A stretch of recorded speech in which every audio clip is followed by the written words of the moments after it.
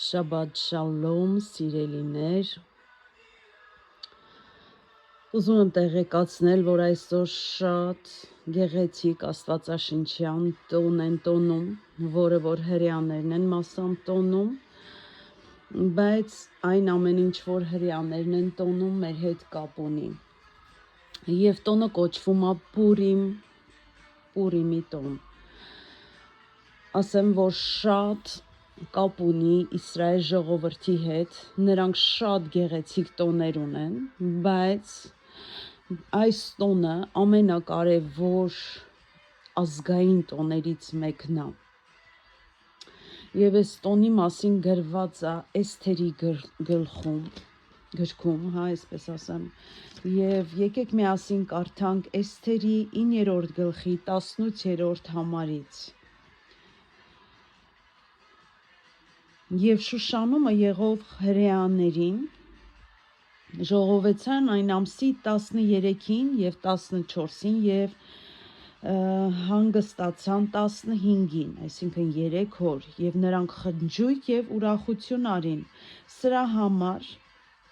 գյուղացի հրեաները, որ բնակվում էին դաշտաքաղաքներում, այն տոնը եւ Ադար ամսի 14-րդ օրը ուրախությամբ եւ խնջույքով տոնախմբության օր իրար ընծաներ էին ուղարկում։ Եվ Մուրդքեն գրեց այս բաները նամակում, ուղերձում Ասուերոս թագավորի բոլոր գավառներ եղողների մոտ եւ հեռու հրեաներին, որ իրար վրա դնեն, որ Ադար ամսի 14-րդ օրը եւ 15-րդ օրը տոնեն տարի, իբրև այպիսի օր,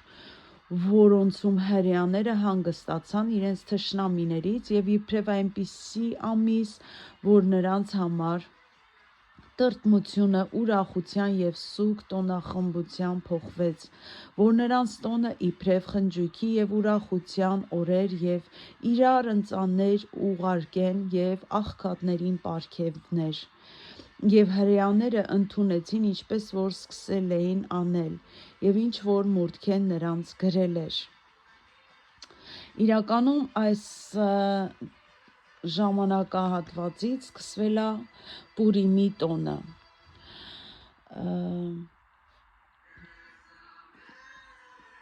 Գաղտնի չի, որ Իսրայել ազգը միշտ ունեցել է իրեն ատողների եւ եկեք անկեղծանանք միշտ շատ ազգեր ատել են Իսրայել ժողովրդին։ Եվ դրանցից մեկը եղավ Համանը, որը որ սատանայի բնույթով բռնված էր, եւ նա այնքան էր հպարտացել, որ դրսում պտտվում էր եւ ով որ նրան չէր երկրպագում, նրանց դաժանորեն պատժում էր, եւ դրանցից մեկը, որ իր աչքի տակ առել էր, դա Մուրդքեն էր, հրեա Մուրդքեն, որը որ դրսում նստում էր, եւ երբ որ նա անցնում էր,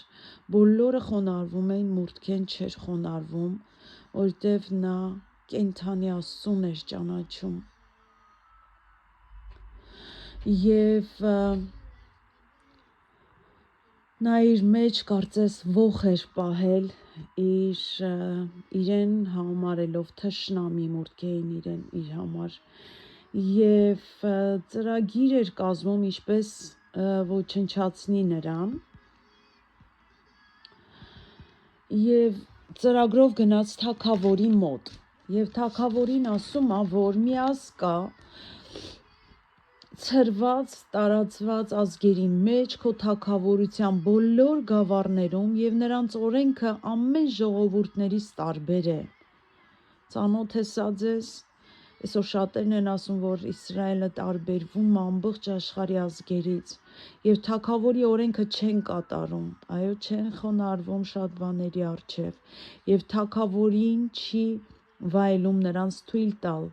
Եթե թագավորին հաճելի է, թող հրաման գրվի եւ նրանց փչացնեմ, եւ ես 10,000 տաղանդ արծաթ կշռած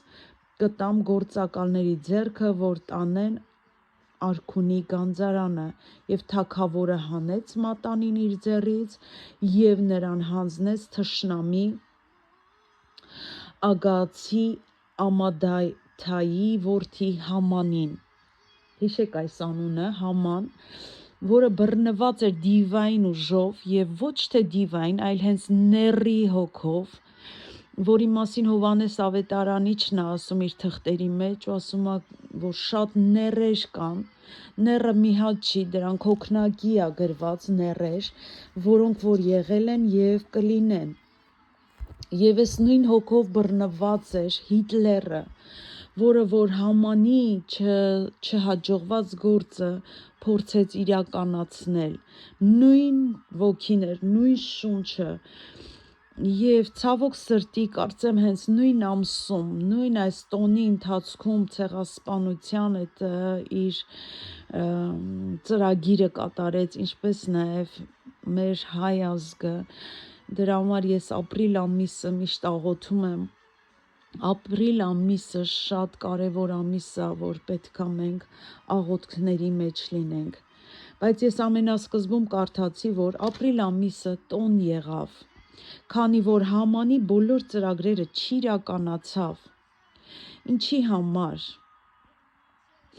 այս գրքում նախ ասեմ, որ Աստվածաշնչում Աստծո անունը շատ անգամ օգտագործվում է, բայց Էսթերի գրքում մեկ անգամ Աստծո անունը գրված չի, եւ շատ հետաքրքիր է, որ մարդիկ այն ժամանակ կորցրել էին Աստծո հետ հաղորդակցությունը, եւ երբեմն Աստված շարժում է բաներ, որ մենք ավելի ու ավելի մոտիկանանք նրան, եւ սա հենց այդ պարագան է, Իսրայել ազգը կորցրել է շփումը Աստծո, կենդանի Աստծո հետ, եւ պատահականություններ շատ է լինում այստեղ, եւ պատահականություններից մեկը, որ Համասը, այդ դիվային ուժով բռնված թշնամին, որոշում է կայացնում մի մեծ ցից բարձրացնի եւ այդ ցիցի վրա կախի մուրդքեին, իր ամբողջ չարությունը, որ կարողանա լիացնել, հա, եւ ուսումնասիրողներն ասում են, որ 25 մետրանոց ցից էր դա, ես չգիտեմ ոնց պետք է մուրդքեին հաներ այդտեղ կախեր, բայց կկարդանք, որ կհասկանանք, որ փոս փորողը փոսն անգնում եւ իրեն են կախում այդտեղ, եւ այդ պատահականությունները, որ լինում, մենք շատ լավ գիտենք, որ Աստված է թույլ տալիս շատ բաներ, բայց գրքում գրված չի մեկ տեղ անգամ, որ Աստված թույլ տվեց, որ այդ գիշեր թագավորի քունը փախնի, եւ հրամայեց, որ ժամանակագրության հիշատակի մատյանը բերեն եւ թագավորի առաջ կարդան, եւ գրված գտնվեցավ, որ մուրդքեն իմացրել էր թագավորին, որ երկու ներքիններ, որ դռան պահապաններն էին, որոնք ուզեցել են թագավորի վրա ձեռք երկարացնել, եւ թագավորն ասեց. Ինչ փառք կամ մեծություն տրվեց մուրդքեին սրա համար, եւ թագավորի սպասավորները, ծառաները ասեցին. նրան մեկ բան չեն արել, եւ թագավորն ասեց. ով կա գավիթում,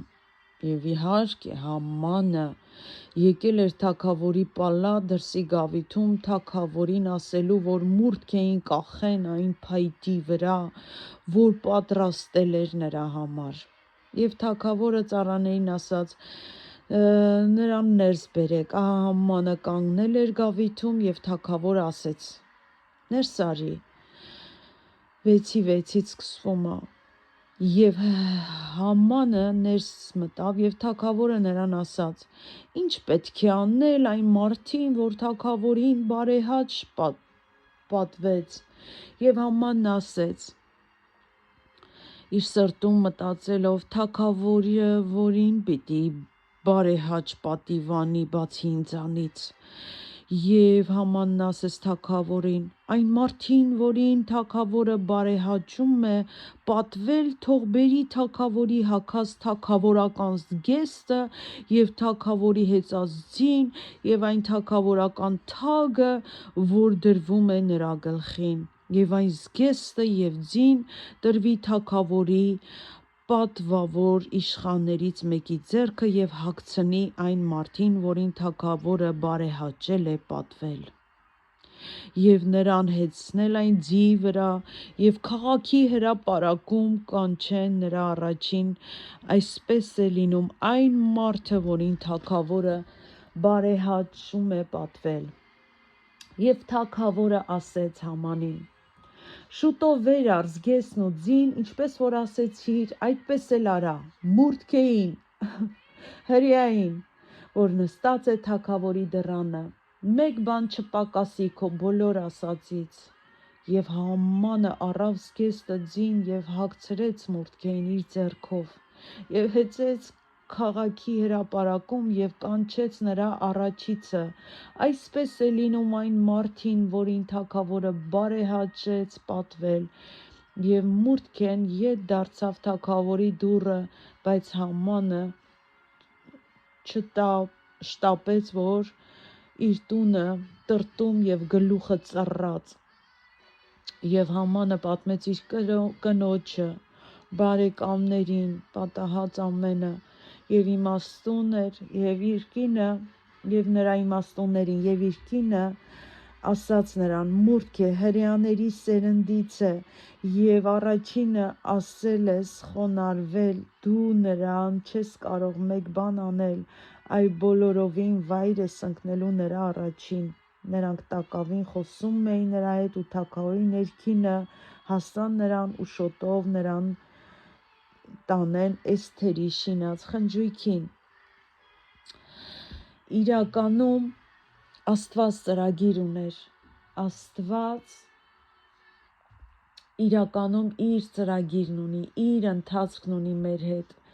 և շատ հաճախ մենք չգիտենք դրա մասին, և այստեղ պատահականությունը պատահականության հետևից 6-րդ գլխում տեսնում ենք Հայր Աստծո ձեռագիրը, նրա ձեռքը, և նա Մուրդքեին, որ պետքա կախաղան հանվեր Համանի նենգ ծրագրով, պատիվ ա տալիս Տերը, պատիվ, և այսօր շատերը միգուցե քեզ ուզենան կախեն, ուզենան վարքաբեկեն, ուզենան գցեն, բայց Աստված քեզ պատիվ կտա, հավատա, Աստված ա պատիվ տվողը, Աստված ա բարձրացնողը, և Աստվածաշնչում շատ տեղեր գրված ա, որ Աստված պատիվ ա տալիս, դա գեղեցիկ բառ ա, և շատ հաճախ մենք դա Աստծուն ենք ասում, բայց Աստված էլ մեզ ա ասում։ Չեմ ուզում շատ երկար խոսել այս մասին, բայց Համանը կախվում ա հենց իր պատրաստած ցիցից։ Սատանան միգուցե գալիս ա, որ գողանա, սպանի և փչացնի, բայց Հիսուսը գալիս ա, որ կյանք տա և էլ ավելի, և հենց այդ օրը, որ պետքա ցեղասպանության Հելիքոստեի օր կոչվեր նրանց համար, Աստված հաղթանակի Պուրիմի տոն նշեց, Պուր